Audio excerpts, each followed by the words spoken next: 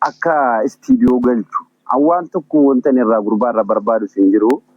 Gurbaanni kun utuu yaada isaa sirba isaallee gabaarra oolfatee bu'aa bu'ii ba'e kana ibsatee ati amma akka Oromoo akka qabsaa Oromoo tokko keessaa nama miidiyaarra ture nama beekamtii qabu nama hundi si beeku sagalee kee dhaga'uu fannin sitti ibsachuu barbaade waan hundaaf iyyuu.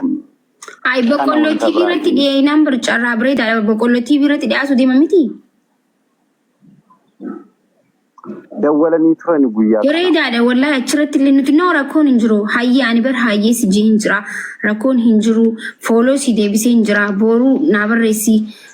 Gasti ergadhu. Yoon si arkuu baadhillee warri koomentii si arkaa. Yoon si arkee immoo si hin galchaa. Naa mucaa fi hottu irraa hubannaa rakkoon hin jiru. Yoo nama wallee isaa gurgurachuu barbaadellee warroota irraa bitan namoota ni jiran ogummaa kana qabanii wal qunnamsiisa silkii isaanii isiniif hin kannaa. Bakka waan danda'uun godha jechuudha. Tolee? Bakka kanuma laal yaa kanan barbaade bakka obboleessa koo mirqaantee jirtu natti fakkaata bakka nageetti mirqaantee jirta haalan si argu kanatti bakka boru kottu hayi mindinoo na goggeessitee barra nyaata nyaannani wanni nyaadhina keessaa dhume way. Haya dubbadda. Akka tiribbanne jiramneeyo. Mirqaanee jira mucaan. Haya. Isa achi jiru malee waan namni jedhu dhaga'uu didee attufaa namni dubbachuu barbaadanii ani gidduudhaan dachite ture.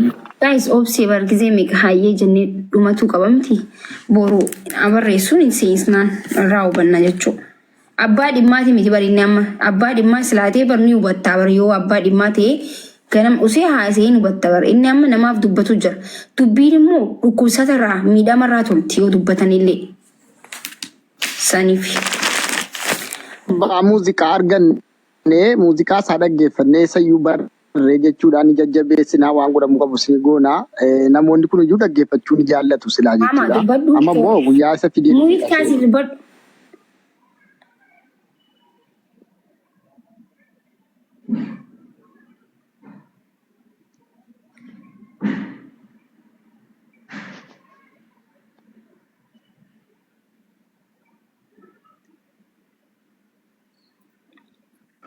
Agora qué?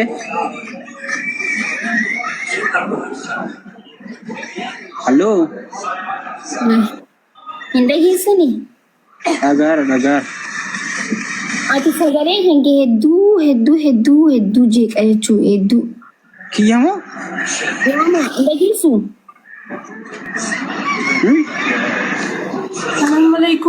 Assalamualaikum jirtu baga jiraattanii. Baga jiraatay waalaikum salaam warahmatullahi wabarakatuh. Akkasi dhimma irra jirtanillee waa'ee keenya isa irra jirtan na fakkaate sanumarraa xiqqoo waan carraanaa kennitiif galatoomii maakisha lubbuu teenya. Rakkoon hin jiru bareedduu tiyya dubbadhu.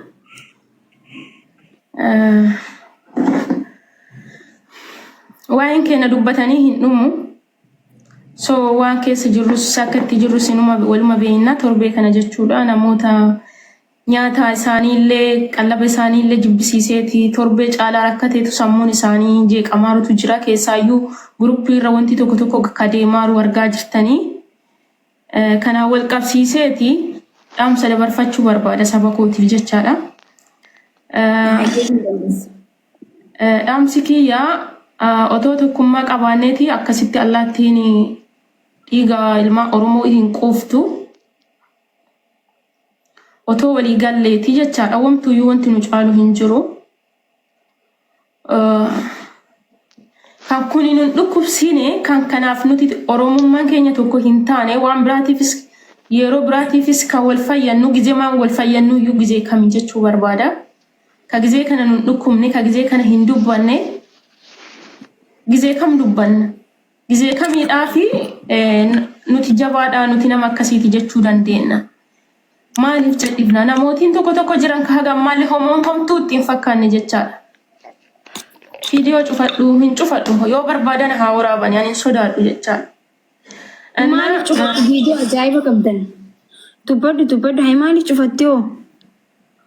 warra koomentiidhaa dhiisiti dhaamsa kiyya dabarfadha nama 600 asirratti jiraas nama 600 kanarratti wanti dhaamsi kiyya an dabarfachuu qabu walaa kabajjinu tokkummaa keenya haa jabeeffannu maakishaa isinillee warri jechaadha namoota baay'eedhatu isin duubaan hiriiree isin hordofaa chaalenjii tokko nu hojjadha jechuu barbaadan chaalenjii tokkummaa jedhu Oromoo bittannooftee tana kan tokkummaa isaatiin walitti nu tokkoomsu chaalenjii tokkummaa kan hojjettan barbaada. Akka yaada kiyyaatitti jechaadha. Qeerroon asiin dura dabarsitee akka gootus biyyattii amma nutti kennitee jirti. Biyyattiin Oromiyaan tun malee nama biraa hin qabdu. Sookiriitii biraa hin qabdu. Kana beekaa hin beektan isiniyyuu kana isinitti himu jechaadha. Biyyattii teennaa fi hadhaa sikiriitii gaa kadhaabachuu qabnu daangaa keenya daangeffachuu kan qabnu nu'u. Hawwatii keenya kan bo'anii abbootii keenya kan beelahanii obboleeyyan keenya xixiqqoo kan dhumatanii kan cibsanii qalaniif gaafa hin dubbanne baay'inni keenyas maal nuu godha maalummaan keenyas maal nuu godha. Gaafa dhallee diinumaa wajjin harka katumnu gaafa ta'e. Gaafa kun nu dhukkubsine guyyaa kam dhukkubsanna. Bakka akka adda kana godhan boru waan biraa nutti agarsiisuuf deemaa jiran. Ofumaatii nu qalanii ofumaatii obsaa jedhisaa isintu wal qalinuun jedhan nutti qalladan. Namni daandii irratti kara deemu wallaalee waan jedhus wallaalutti gahe haga namni dhama'ee akkanatti hafuutitti gahee geennee jirra jechuudha. Kanaafiyyuu chaalenjii ajaa'ibaan hojjedha namoota hordofu isin hordofu baay'ee qabdanii kan isin guddifanneef illee kan isin guddisaniif illee guyyaa akkana uummata keessaniif haa dhaabattanii beekamtiin keessanillee amma nu fayyaduu qaba.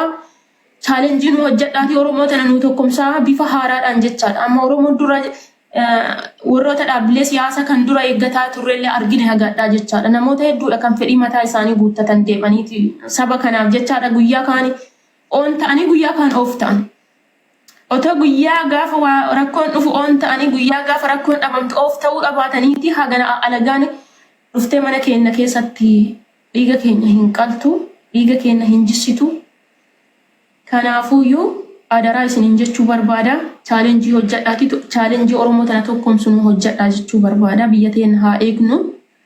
Carraan haa kennuuf galatoomaa isinitti dheeressee kana caalaan deemu. Isiniin jedha galatoomi maakishaa. Isin galatoomfana. Thank you so much galatoomi yaada bilchaataa kaastee yaada bilchaataa dubbattee hedduu galatoomi okay. Hayyee itti fufaa namni biraa muumit gaafadha. Waa'ee wal qalaan kun ammayyaa wanaan dhaabbannee deeggaddaa asirra nanasii taa ture jedhu baay'ee tokko keessaan waan akkasii natti erginaan wallaahi akkan itti garaana gube jechuudha. Nama qalanii natti erganii akka waan hawaa godhu viidiyoo lama wayii hawwaman godhu wallaalee nachumaan ijaayillee ilaaluudhaaf jechuudha. Baay'ee tokko qalbii na cabsinaan viidiyoo sana ilaaluu dhiise nama tokkotti illee ergine baay'ee tokko garaa nama gubataa. Haala suukanneessaadhaaf gocha ilma namaa irratti walirratti raawwanne jechuudha. Itoophiyaa keessatti walirratti raawwataa jira. Kana uuma fideef rabbu abbeekaa. Baay'ee tokko nama sodaachisa. Baay'ee tokko qalbii namaa cabsa jechuudha. Wanni amma walirratti hojjetamaa jiru kun baay'ee tokko haala suukanneessaa wayiiti. Akkuma inni itti fala argatu waan irratti dubbachuudha. Aan fixadhee dubbadhaa warri kaan. Bakka dubbadhaa maakiyan waan akkanaa waan dubbadhe hin beekneef normaalii see waan ta'eef.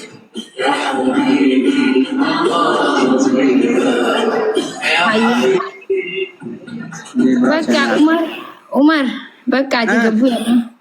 Shiikootni amma bu'in jiru booda hoo. Haara maakii baallaa jibboota tokko dhufeen.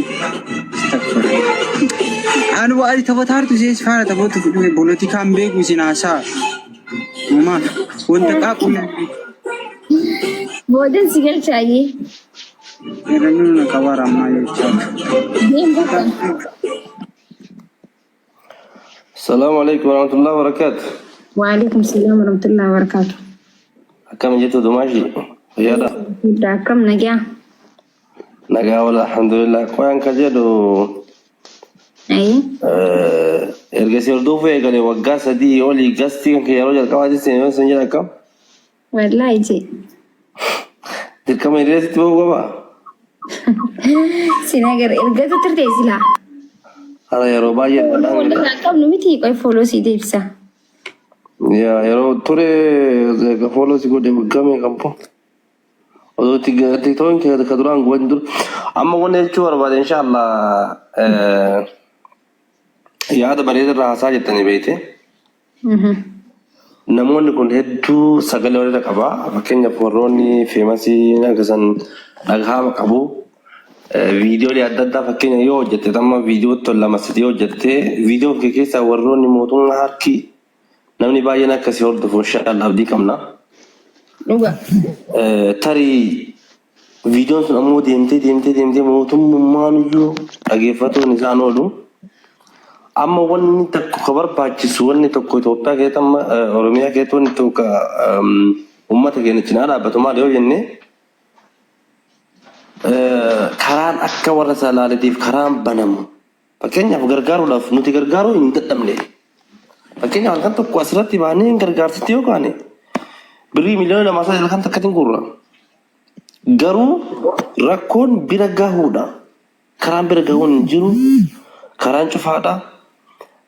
Akkasumas fakkeenyaaf yoo mootummaan karaa cufe amma fannoon tun mootummaa wajjin hidhata qabdi. Mootummaan qopheeffatee deemanii ni jira Abiyyi warra Somaaliitiin loluuf akkasumas Ijiptii wajjin walitti buusuuf akkasumas daangaa eeguuf mootummaan qabatee jira fannoo tana.